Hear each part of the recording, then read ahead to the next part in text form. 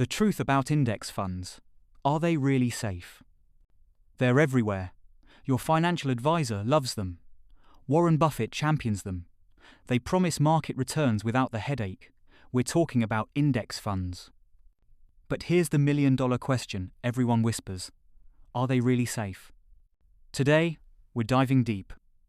We're going to define exactly what an index fund is, expose the myths that surround their safety, and discuss the real risks you need to be aware of before you put your hard-earned money in one.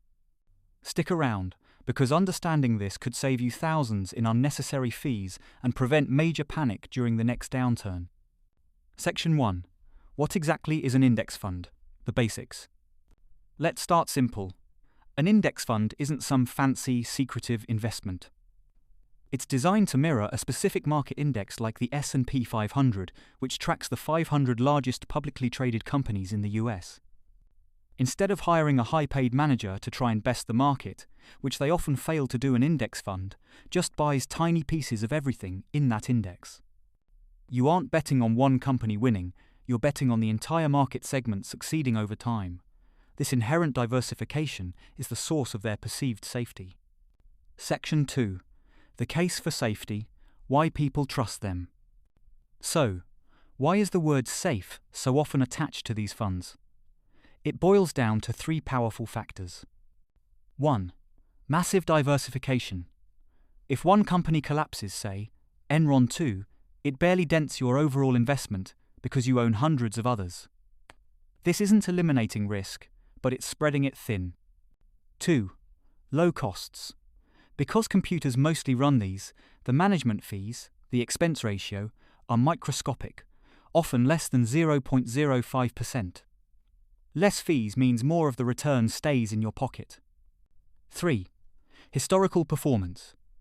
Over any rolling 15-year period in modern history, the broad US stock market has never produced a negative return. Index funds capture that average market return.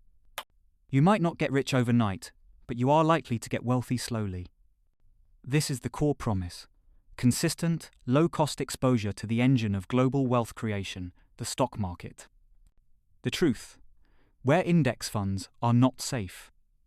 Now, let's cut through the hype. Index funds are not risk-free. Anyone telling you otherwise is selling something. The biggest misconception is confusing low volatility with no loss. Here are the three big risks you must understand. Risk number 1, market risk, the big one. If the entire economy tanks a global pandemic, a war, a massive housing collapse, the index fund goes down too. In 2008, the S&P 500 dropped over 50%. If you needed that money right then, it wasn't safe. Index funds track the market. They do not protect you from the market. Risk number 2, concentration risk, the hidden danger. If you look at funds tracking major indices like the S&P 500, they are heavily weighted toward the top 10 largest companies. Think Apple, Microsoft, Nvidia. If those few giants stumble, the whole index feels the pain disproportionately. It's diversified across 500 companies, but highly concentrated at the top. Risk number 3, tracking error and liquidity, the technical stuff. While rare with massive funds, sometimes the index fund manager can't perfectly track the index, leading to a slight underperformance. Or, if the underlying assets in the index become relatively illiquid, hard to sell quickly, that can affect your returns during stressful times. Section 4.